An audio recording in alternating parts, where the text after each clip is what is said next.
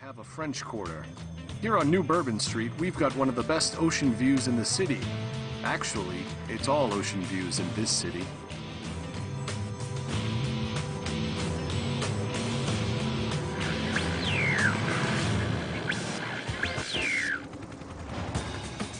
Engineering the future of New Orleans means tackling the city's troubles today. This historic city,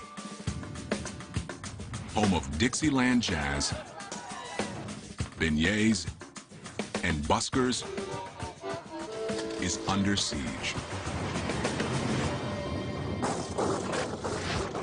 Increasingly, fierce hurricanes threaten to drown this jewel of the South. Over 150 years ago, this was America's richest city. But in recent years, devastating floods have brought the Big Easy to its knees.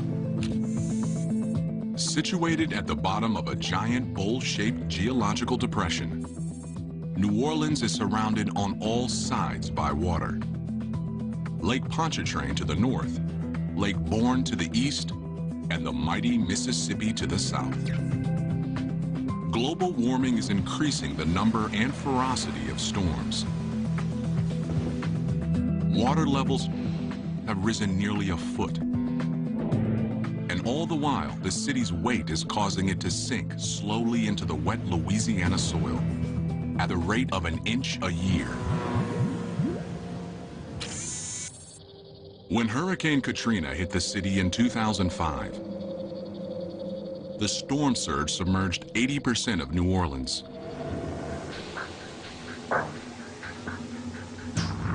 $200,000 people were left homeless, and 1,500 people lost their lives. The price tag for the damage was over $80 billion. Nearly 4 years later, New Orleans is still picking up the pieces and trying to answer one burning question. Can the city be saved? Over 160,000 citizens who evacuated during Katrina have never returned. But what if this broken community could be rebuilt with a radical engineering solution that would place the city above the water forever? That's the hope among the owners of new houses like these who refuse to give up. Located in the lower 9th Ward, the worst-hit part of the city, each house stands higher than Katrina's 8-foot floodline. Collins Foots is a New Orleans native of 40 years who is determined not to let another hurricane shake him. The way they build this house, it's supposed to can take 140 miles an hour wind. You got that storm-resistant glass on it, with a 2x4, whatever hit it, won't break it, you know? The main floor rests 8 feet above the ground, on piles driven 35 feet deep into the clay-like soil. This house, the way it's built, it'll be here for my great-grandchildren. Yes, indeed. This house is safe, as long as there is no storm worse than Katrina. But if the next storm brings waters higher than the last, even this house will be underwater. The next time the next one hits, those buildings will not survive because structurally they're the same buildings that blew apart in the first place. They're just new versions of the old system. No matter what we do to defy nature or to create a wall against it, there's no way we'll resist the forces of nature.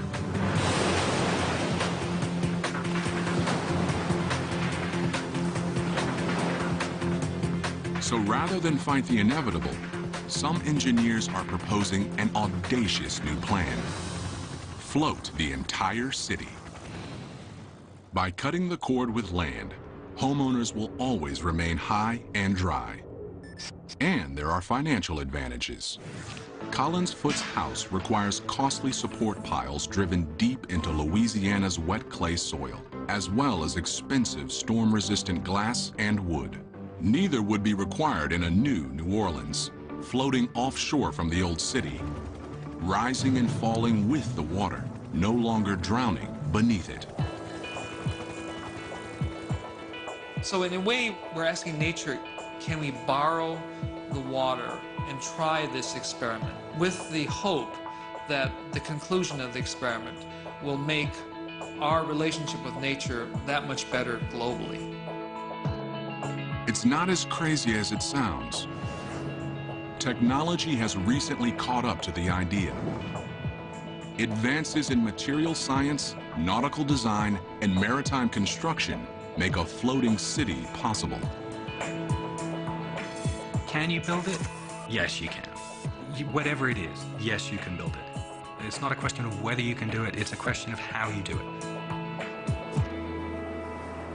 For a floating New Orleans to succeed, it has to do one thing the old city couldn't: survive a killer hurricane. To do that, designers will need to study Hurricane Katrina and the engineering failures that ensued. Until we learn the lessons from nature, we will continue to have buildings and environments that are devastated by natural disasters. And New Orleans is a perfect example of that.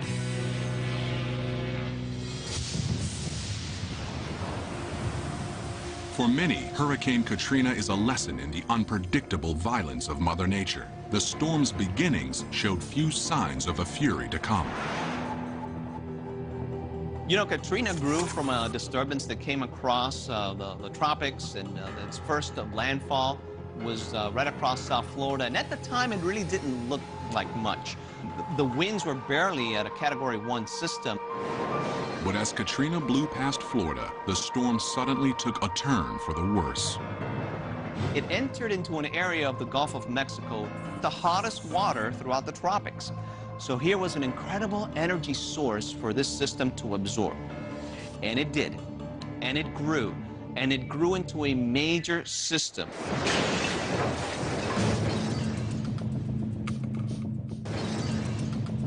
As the hurricane bore down on New Orleans, an evacuation call was made.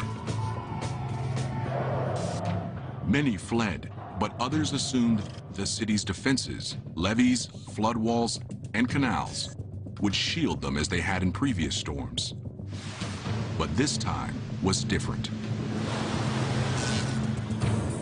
New Orleans could have survived Katrina's wind and rain, but it was Katrina's 30-foot-high storm surge that overwhelmed the city.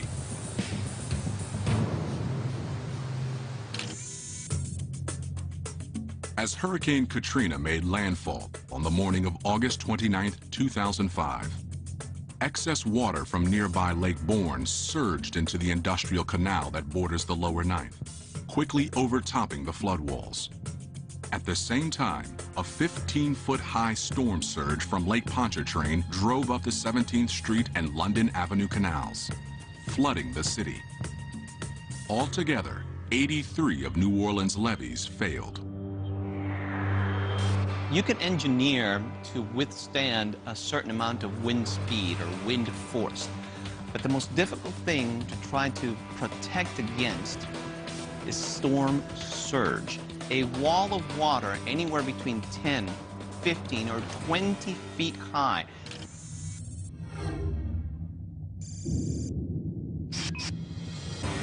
Oh, it was devastated after the storm, man. You couldn't even get in here. Never seen nothing like it. My house, it was pushed off the blocks, but it didn't tear them up. And the rest of them was gone. You didn't know what wasn't what, you know? Hope I don't have to go through nothing like that no more. Experts say a floating New Orleans would be the most effective way to neutralize the threat of storm surges. But engineering a floating city would be a daunting undertaking. The first critical problem is making the city float.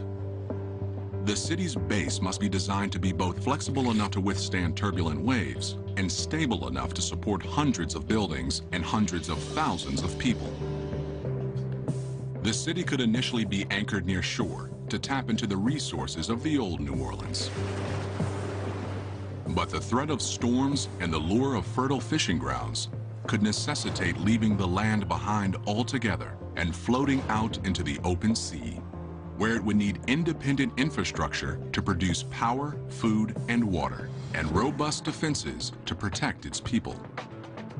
It's going to be a long and complex process to go from what we have on the ocean right now, boats and ships, to a whole civilization out there, to multiple cities.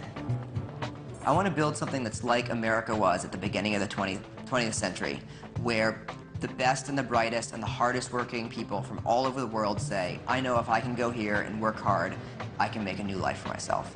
And to do that, we have to bring the costs way, way down. We have to do clever engineering to take this harsh environment and make it so that people can live there. We must think a lot about modes of failure in order to avoid them. Clearly, if you're in the middle of the ocean and something breaks, you're in deep trouble.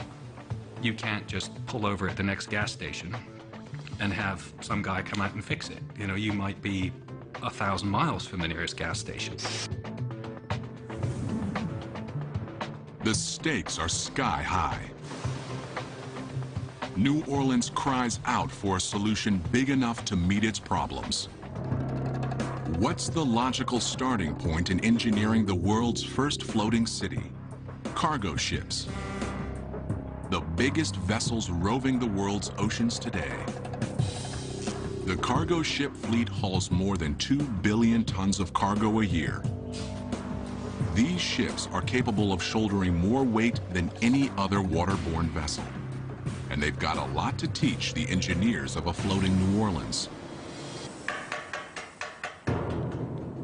Here at NASSCO Shipyard in San Diego, this 300,000-gallon supertanker is just a few months from completion.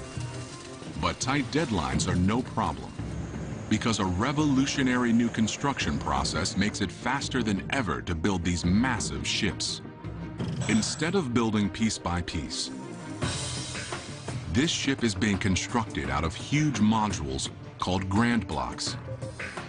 This shipyard is possibly the world's biggest assembly line, with specialized teams working in parallel on multiple grand blocks, pre-outfitting them with plumbing, electric, and ventilation, producing house-sized sections that can be lifted and slotted into place. Modular building is the fastest way to go, and has led to an explosion in the epic size of cargo ships. The largest have lengths of over 1/4 mile and a carrying capacity of 156,000 metric tons. It seems amazing that a supertanker can ever keep afloat. But surprisingly, the key is the cargo ship's massive bulk. To carry so much weight, the ship must distribute it over as large an area as possible. In contrast, smaller boats don't carry heavy loads, so they require much less surface area on their undersides to stay afloat. But they pay a price for their small size in another area: lack of stability. Anybody who spent 5 minutes in a canoe with a paddle in one hand and a beer in another will work out really quickly what the effects of not enough stability is. The slightest shift in balance on a small boat can be enough to tip it over. But the massive size of long, wide cargo ships makes them super stable. If you've got, something that's 10 meters wide and 10 meters long and 0.1 of a meter deep, then your buoyancy is arranged over a huge area. So you can have all kinds of people running around on the top of it, and it's not going to make much difference in global terms to where the weight is, the center of gravity, because it's spread over a big area. That's key for a floating New Orleans, where the regular traffic of residents and constant new construction in the growing city would dramatically shift weight loads topside.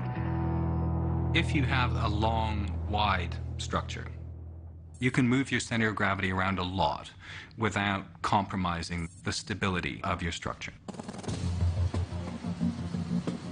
The city's platform could be built from grand block-sized chunks, then assembled into a single massive structure. At NASSCO, it's this intricate choreography of assembly that's the real art in the process. That's because grand blocks don't have a standard size and shape. In effect, each block is a uniquely shaped puzzle piece. Putting them all together takes dozens of shipbuilders.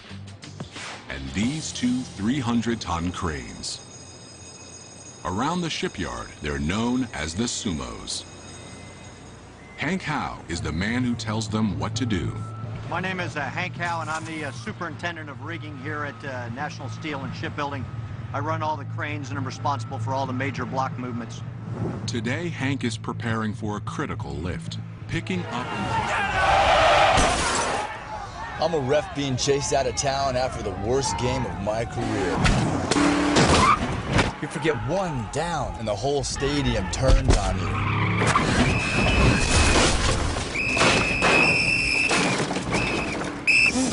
And if you have credit rate insurance, it may not pay for all this. So get Allstate. You can save money and be better protected from mayhem, like me.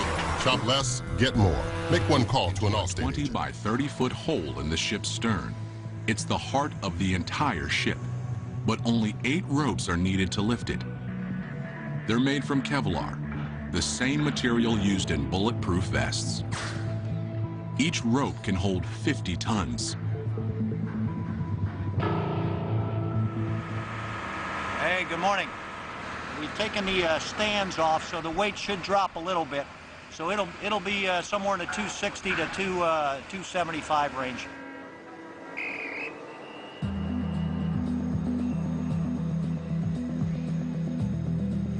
Hank has supervised over 700 grand block lifts in his career. He says each lift is a unique puzzle, since every block is shaped and outfitted differently than its neighbor. Once the block is in position above the ship, it's ready to be lowered into place. And as you can see, there's an awful lot of tight clearances and tolerances. And the number one thing we want to do is get it down safely and not cause any damage. Hank and his team work with the crane operator 17 stories above them, nudging the 280-ton engine back and forth by millimeters, finessing it into place. Finally, Hank gives the word, and the engine settles onto its mount. My boss, when I first started working here, they said that shipbuilding is the 3Ds. It's dirty, dangerous, and it's demanding.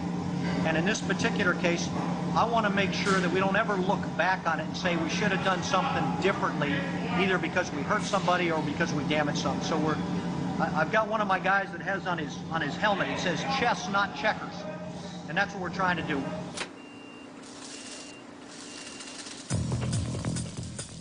NASSCO has the art of shipbuilding down to a science. They produce more big ships every year than any other shipyard in the U.S., and a floating New Orleans could easily adopt their modular construction method. But while cargo ships would inform the platform design of the city, there would have to be significant differences. Building a ship large enough to support an entire city would require too much steel. Its hull would extend 300 feet underwater, and the city ship would be bigger than the 3 largest shipyards in the world, combined.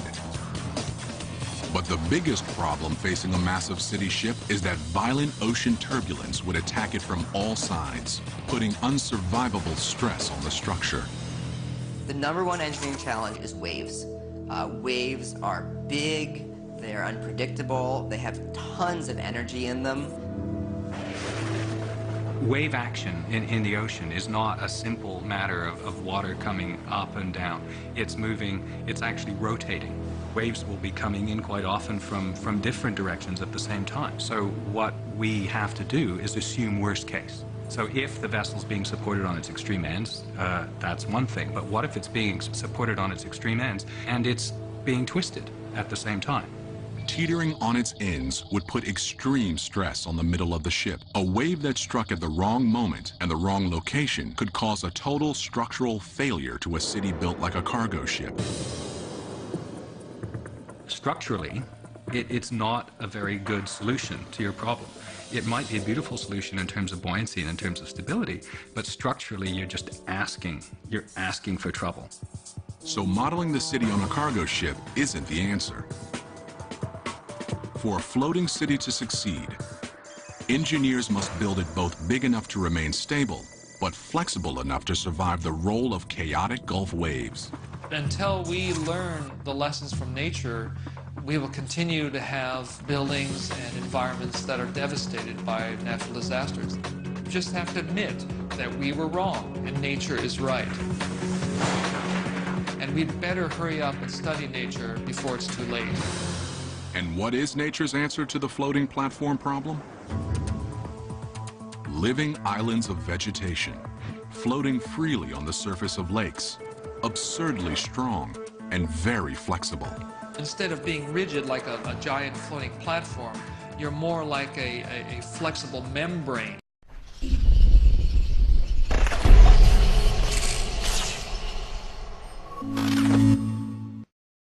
So as the ocean waves pull and twist and push, the structural system is giving away to that. It flexes with it like a living organism. Floating islands form when the root systems of water plants fuse together and detach from the muddy lake bottom. Up to 6 feet thick and with an area over 20 acres, they are found throughout the world. And here on Lake Titicaca in Peru, they have inspired man-made plant platforms capable of supporting villages of 2,000 people. These islands point the way for a floating New Orleans. Not a single rigid structure, but hundreds of small interlocking platforms join to form a massive superstructure, big enough to stay stable, but flexible enough to roll with the water.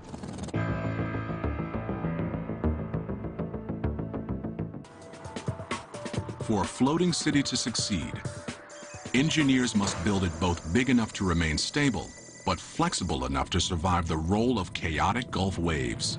You're not considering one monumental platform that then has to deal with whatever the nature and the sea is throwing at it.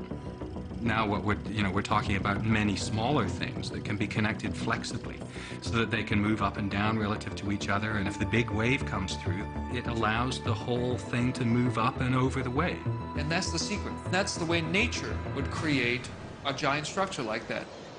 The same idea is getting traction in a country 5,000 miles away.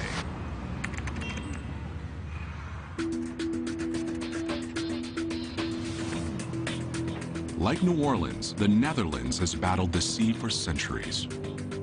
It lies below sea level and is protected by dikes, high flood walls similar to levees.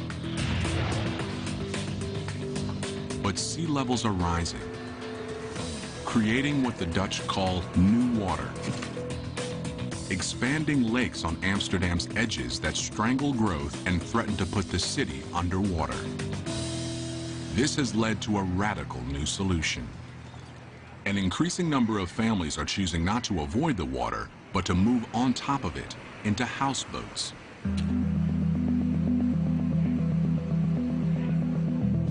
It's the only way to guarantee that your house will stay above water, and a cheap alternative in a city where new water is making land more and more expensive.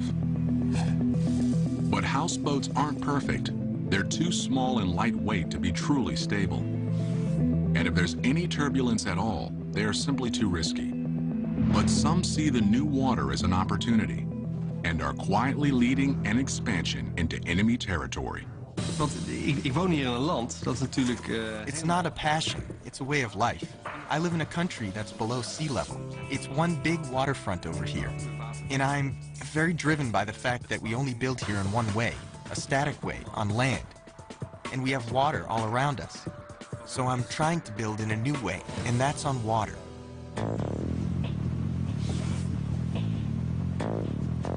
This is Cohn's shot across the bow in the floating city revolution. A two-story house where the first floor actually sits below the waterline. It's a design never before attempted in traditional houseboats, made possible by an innovative hull design. Most houseboats have a shallow hull with a high center of gravity, an inherently unstable design. But Cohn's house utilizes a deep hull that dramatically lowers the center of gravity. Additionally, a ring of dense concrete around the edge of the hull helps distribute the load across the entire floating house. It means the structure is much less sensitive to waves than a traditional houseboat would be, yet still moves up and down with minor fluctuations in water levels. In the new New Orleans, deeper platforms under taller buildings would stabilize them, and ringing platforms with concrete would neutralize the shifting weights of the working city above. For Cohn, individual houses are only the beginning. Well, if you're talking about urban development, it's not only about housing. There's so many types of buildings you need to create a complete city, like hotels, churches. We don't only design these houses, but we try to design a complete toolbox of solutions that can be used to make a city on water. Cone is making his grand plans a reality in a new floating suburb currently under construction. Rolf Peters is Cone's chief engineer.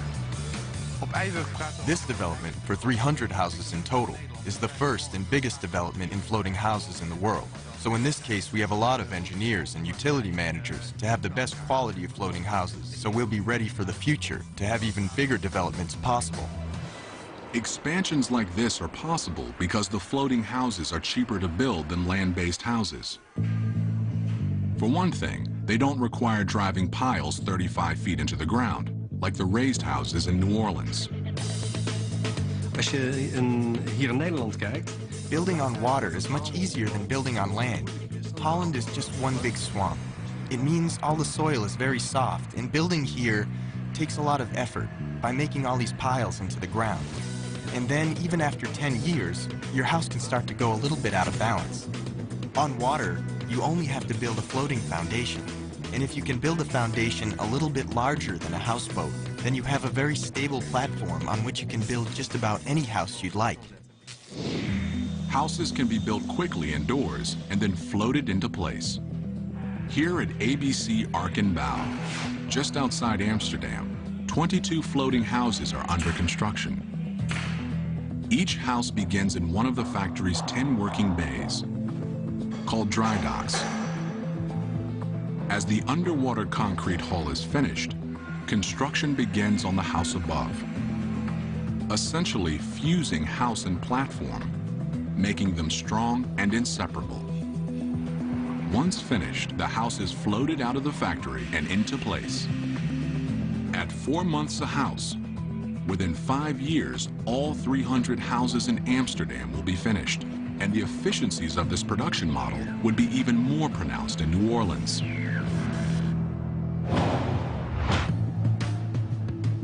Thousands of buildings could be built in just a few years in a land-based factory, then floated out to the city and connected to each other. Standardized platforms fused with pre-built buildings mean the city would grow faster, expanding exponentially in all directions. And residents would be able to move into their ready-made floating homes immediately. After disasters, as we've seen after Katrina, people are more willing to accept new technology. These things will only be accepted after a big disaster. A floating New Orleans just offshore is within reach, but engineers want to go further and cut the cord from land entirely. That means finding a self-sustaining way to provide food, water, and electricity to the city's 300,000 people. No easy task, but not impossible. Since it floats, it could be possible for the entire city to change location at will. But while a mobile New Orleans presents new opportunities, it also presents sustainability challenges. Near land, New Orleans would be able to tap into the utility grid of the old city. But once unplugged from shore and on the move, the city would have to be able to draw its resources from the ocean. At the beginning, we're going to need to build things on land, import a lot of things from land. As the economies grow, as the cities get bigger and bigger, they can be more and more self-sufficient, more and more self-developing. The seeds of a truly self-sufficient floating city exist today on cruise ships. They have the job of keeping passengers cool, fed, and hydrated 24 hours a day in the middle of the ocean for a week at a time. The key to surviving comfortably in the middle of the ocean is power. Power drives every system on a cruise ship, from water supply to waste disposal. These diesel engines are the ship's power plant. They drive electrical generators that produce 11,500 kilowatts apiece each day. The power is split between two separate systems. 2/3 go to the ship's propulsion system, called azipods, and the rest is used to power all the other systems on the ship. New Orleans could produce and distribute energy the same way. Engines could power generators, pumping electricity into a power grid embedded in the floating platforms. But such a system would need to be 100 times larger. And it would need fuel, a lot of it. A cruise ship needs 300,000 gallons of diesel fuel a day. A floating city with a population of 300,000 and significantly more infrastructure. I'm a ref being chased out of town after the worst game of my career. You forget one down and the whole stadium turns on you.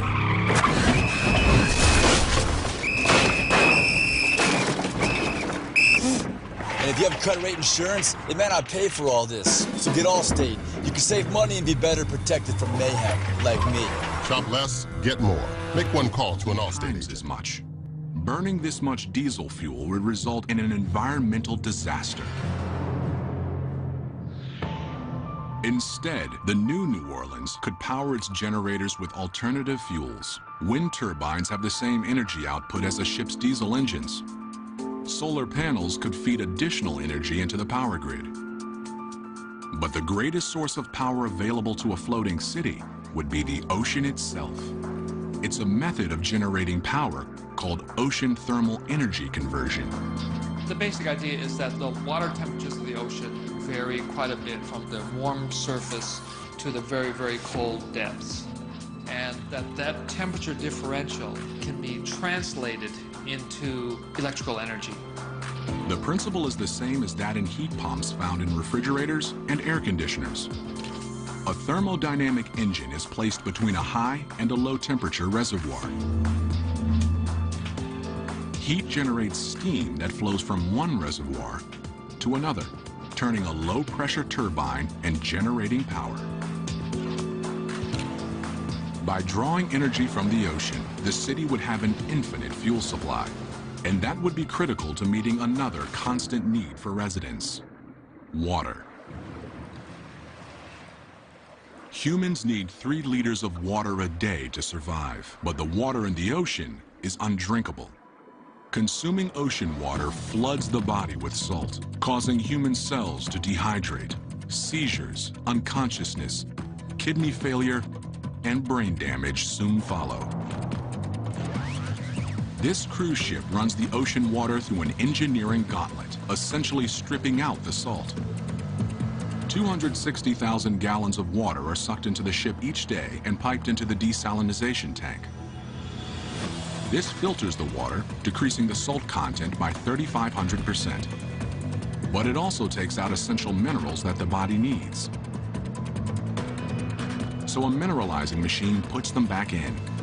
Then the water is sterilized and stored in these 500,000 gallon tanks. The floating city could make its water the same way. But the infrastructure would need to be scaled up by 100-fold to process nearly 30 million gallons of water a day. But while a cruise ship can turn salt water into drinking water, salt water is useless for agriculture. A cruise ship is completely dependent on land for food. A week-long voyage requires 770 tons of it, including 51,000 pounds of beef, 106,000 pounds of chicken, and 115,000 heads of lettuce. This land-to-ship supply chain is fine for short-duration journeys, but a floating city could conceivably need to be self-sufficient for much longer stretches of time. Unshackled from shore, the floating New Orleans would be free to mine a great new resource: the ocean itself. Fruits and vegetables genetically altered to thrive in salt water could be grown in rooftop gardens. New Orleans' fishing and shrimping community would flourish again in open waters far offshore. A mobile New Orleans could follow fish southward through the Gulf. I really do see the ocean as a place for freedom. Part of it is that it's the last unclaimed frontier. All land is claimed right now. Every rock above water at high tide is claimed because it extends fishing and oil rights for some country. So the ocean is really, as some people have said, the last free place on Earth. As the city moved away from shore, it would still need a means of resupplying essential goods. But the Gulf of Mexico is volatile, especially during the stormy summer months. And in emergencies, relying on supplies from slow-moving ships isn't ideal. If there's a weather situation that prevents supply ships from bringing in reinforcements or food and things like that, that can be a very difficult time for people on the water. The city would need a lifeline in tough times. And these could be the engineering answer New Orleans is looking for. These could be the engineering answer New Orleans is looking for. They're called unmanned surface vessels, or USVs for short. The high seas are lawless. New Orleans would need robust defenses to counter the greatest man-made threat on the ocean today: pirates. A floating New Orleans would be an all-too-attractive target. As a first layer of defense, unmanned surface vessels would be the floating city's guard dog. In a floating city concept, the unmanned surface vehicle offers the ability to put humans out of harm's way and provide a capability to know where the threat is and execute against that threat. The fleet of USVs equipped with sonar would be able to type and track every craft in their vicinity and share information to patrol the waters around Navy ships. The USVs could repulse threats safely, miles away from the city. Today's threats that are emerging are faster, stronger, quicker, and these unmanned surface vehicles are geared to respond rapidly to those threats. But New Orleans won't have conquered all its demons until it passes a final test.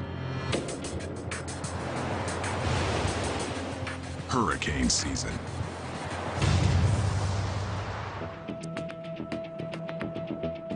If New Orleans became a floating city, killer storms would test the ingenuity of its engineers and the faith of its residents, early and often.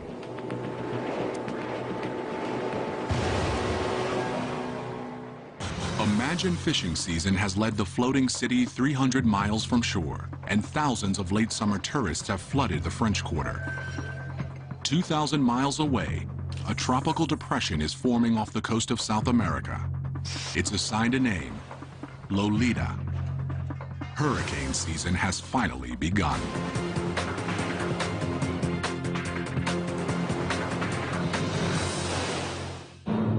Now, typically, most systems happen throughout the Atlantic Ocean. And then the Bermuda High pushes these systems through the Atlantic Ocean and then into the Caribbean and the eastern U.S. From June through September, the region averages over 10 storms. It's Phil Farrow's job to keep a close eye on the skies. As a meteorologist in Miami, Florida, he's forecast storms like Hurricane Andrew, which did $27 billion of damage in 1992, and Hurricane Katrina, which dumped 1.5 feet of rain on southern Florida on its way to New Orleans. Unfortunately, storms these days are getting worse and worse. That's because global warming is raising water temperatures in the Atlantic, and warm water is fuel for hurricanes. It's bad news for a floating city. Since the 60s, the water temperature in the Gulf of Mexico has gone up 1/10 degree.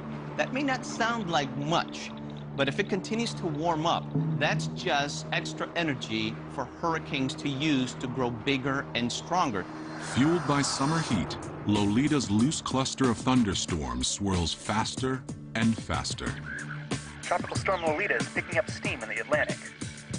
We're going to keep an eye on this one and keep you updated as the situation changes. As Lolita pushes into the Gulf, it feeds on energy in the hot water currents beneath it. The thunderstorms churn faster, Winds exceed 100 miles an hour, and waves tower more than 20 feet high. Tropical storm Lolita is now a full-fledged hurricane, growing in power while Gulf Stream winds drive it straight into the path of the floating city. Hurricane Lolita is picking up intensity. This is going to be a big one. If you're out in the open water, you are on your own. The waves coming at you, getting bigger and stronger, and it's a destructive wall of water. How do you engineer against that? It's a very difficult thing. But the new city is engineered to ride out such storms. To a point, the storm surge rolls under the city's modular platforms instead of crashing over them. And wind damage is minimal because of the city's low-profile skyline. But while its defenses are adequate for a relatively minor Category 1 or even Category 2 storm, more powerful hurricanes are a different story. On the ocean, storms can shift gears without warning. The intensity of a storm can change dramatically in a matter of hours, and that's the real danger with these systems. You can prepare for their arrival, it's just very difficult to prepare for their fury. In the old New Orleans, citizens handled hurricanes by fleeing. Mandatory evacuations during Katrina saved many, but not all. Floating city planners aren't willing to take their chances this time. There's no reason to meet one of these monsters head-on, because you're always going to lose. No matter how well-designed you think it is, no matter how strong you think the structure is, get out of the way. Winds are picking up to 140 miles an hour. The storm surge looks like it could be extremely dangerous. We could be staring another Katrina in the face. Evacuating 300,000 people via rescue ships or unmanned surface vessels would be unrealistic in the middle of stormy seas. And even if it could be done, there might be no land close enough to evacuate to. Some have proposed another solution. Instead of evacuating people, the entire city could be designed to get out of harm's way. It could be done with the help of a state-of-the-art propulsion technology called the Azipod. The Azipod is a combination propeller and rudder, capable of driving a ship in any direction and turning on a dime. An array of Azipods could be installed underneath the floating city, giving it maximum propulsion power and total freedom in any direction. But when facing a deadly Category 5, bearing down at 25 miles an hour, the city would have to move fast. Lolita's getting too big. The city's tall, heavy downtown modules could potentially be too cumbersome to move quickly. But downtown could be evacuated into residential modules that scattered before the storm.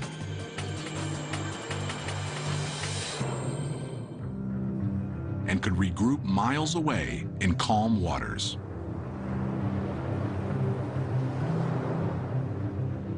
It's a project many say is impossible, even reckless. But a new New Orleans is not only possible, it may be essential. It's creating an experimental stage where we can take the most sensible technologies we have today and the most sensible social structures and say, okay, let's try this. A new New Orleans would be a beacon, drawing a scattered community back together and letting the proud city float above its troubles once and for all.